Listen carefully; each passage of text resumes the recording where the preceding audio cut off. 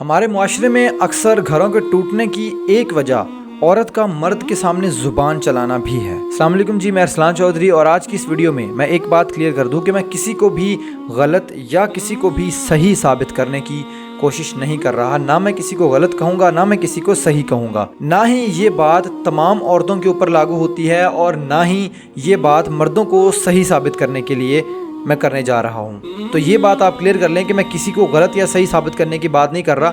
مرد بھی غلط ہو سکتا ہے، عورت بھی غلط ہو سکتی ہے، دونوں عناصر علیحدہ علیحدہ ہیں، لیکن میں بات صرف عورت کی زبان درازی کے اوپر کروں گا۔ باقی بات کسی اور ویڈیو میں کریں گے مرد کے بارے میں۔ اللہ تعالیٰ نے مرد کو جو ہے وہ حاکم بنایا ہے، حاکم کا درجہ دیا ہے، اور عورت کو اللہ پاک نے مرد کے سکون کے لیے، اس کی خدمت کے لیے پیدا کیا ہے۔ اس میں مرد کا کوئی کمال نہیں ہے کہ مرد حاکم ہے، اور عورت کا اس میں کوئی قصور نہیں ہے کہ اللہ نے اس کو مرد کی خدمت کے لیے پیدا کیا ہے۔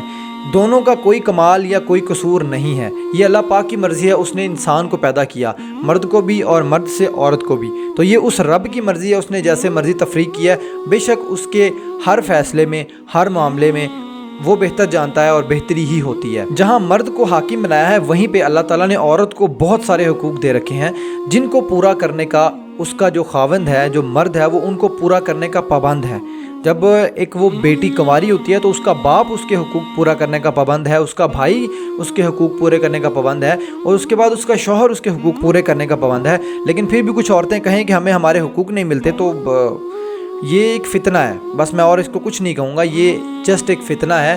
اور یہ لبرل قسم کی جو خواتین ہیں، یہ ہمارے معاشرے کو، ہمارے دین کو نقصان پہنچانے کا ٹھیکہ اٹھائے بیٹھی ہیں، اور ان کو یہ ذمہ داری دی گئی ہے۔ مرد کے سامنے جب عورت زبان چلاتی ہے تو پھر مرد کے لیے پھر وہ انا کا مسئلہ بن جاتا ہے، جس کے نتیجے میں گھروں کے ٹوٹنے کی شروعات جو ہے وہ شروع ہو جاتی ہے۔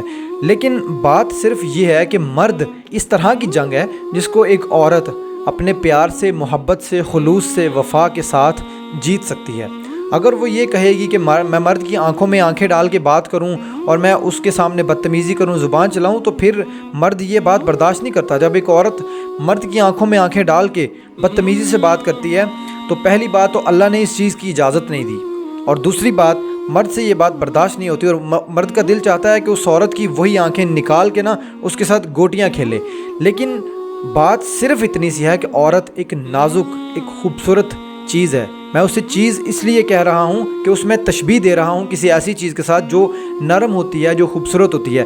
اس بات کا مطلب یہ ہے کہ عورت نرمی میں، پیار میں، محبت میں خوبصورت لگتی ہے۔ عورت کا زیور اس کا اخلاق، اس کا حیا اور اس کی تمیز ہے، اور انہی باتوں کے اوپر مرد فدا ہوتا ہے۔ عورت کی انہی اداؤں کے اوپر مرد جو ہے وہ لٹنے کو، مرنے کو، برباد ہونے کو تیار ہو جاتے ہیں۔ اللہ تعالیٰ نے مرد کو حاکم بنایا اور عورت کو مرد کی خدمت کے لیے پیدا کیا۔ یہ تفریق اس رب کی ہے، اور اس کائنات کے نظام کو اللہ کے سوا کوئی نہیں چلا سکتا، وہ اللہ بہتر جانتا ہے۔ اور ہم انسانوں کی اتنی اوقات نہیں ہے کہ ہم کسی معاملے میں، کسی بات میں اس رب سے، اس رب کے اوپر سوال اٹھا سکے کہ ہاں اللہ نے ایسا کیوں کیا۔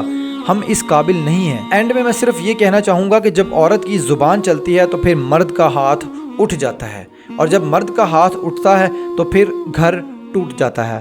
تو میری بات یاد رکھیے گا، ہمارے پنجابی میں ایک مثال ہے کہ عورت جدو چھتر کھاندی ہے، وہ اپنی زبان دی وجہ تو کھاندی۔ یہ عورت کے اوپر ڈیپینڈ کرتا ہے کہ اسے ایک اچھے مرد کو برا بنانا ہے یا ایک برے مرد کو اچھا بنانا ہے۔